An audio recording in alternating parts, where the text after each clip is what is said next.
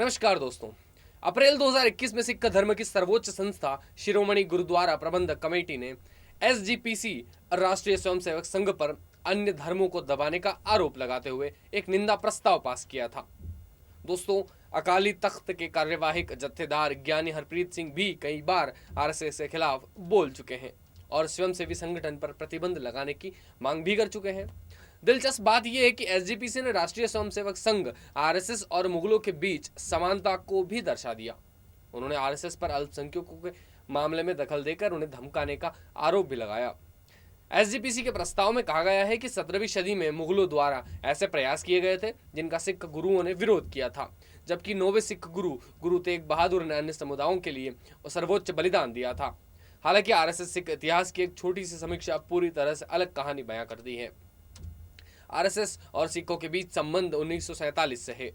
ये विभाजन का युग था जब मुस्लिम लीग के नेता मोहम्मद अली जिन्ना द्वारा उकसाई गई खून की प्यासी भीड़ भयानक मानवीय अपराध कर रही थी। आरएसएस ने तब सिखों सहित पंजाब के लोगों को बचाव किया था। दोस्तों, आप देखिए ये पूरी एनालिसिस।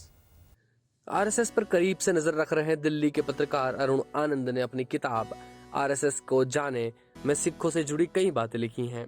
उन्होंने लिखा है कि आरएसएस ने दरबार साहिब को किसी भी संभावित हमले से बचाने के लिए 75 स्वयंसेवकों को पोस्ट किया, जिसके नाम और पते के साथ पूरी सूची विभाजन के दिन आरएसएस की उग्र गाथा नामक पुस्तक के परिशिष्ट में उपलब्ध है। दरबार साहिब की रक्षा के लिए आरएसएस के अभियानों का नेतृत्व मुख्य रूप से संकेतकालीन प्रमुख डॉक्टर बलदेव प्रकाश ने अमृतसर में शहर प्रचारक डॉक्टर इंद्रपाल और गोविंद चोपड़ा के साथ किया था। अरुण आनंद द्वारा अद्भुत सूत्रों के अनुसार 6 मार्च 1947 और 9 मार्च 1947 को मुस्लिम लीग के नेतृत्व वाली भीड़ द्वारा स्वर्ण मंदिर पर हमले की योजना बनाई गई थी। अरुण यादव कहते हैं कि प्रोफेसर एल.एन. बाली इस बात का विस्तृत विवरण देते हैं कि कैसे आरएसएस ने लाहौर में विभाजन के समय बड़ी संख्या में सिखों और हिंदुओं को बचाया था। दिलचस्प बात यह है कि प्रोफेसर बाली की किताब नाउ इट कैन टेल के प्रस्तावना मास्टर तारा सिंह ने लिखी थी, जिन्होंने अकाली आंदोलन और एसएसबी के उदय में बड़ी भूमिका निभाई थी। प्रोफेसर बाली ने अपनी किताब में कहा, पुलिस ज्यादातर लीग माइंडेड थी।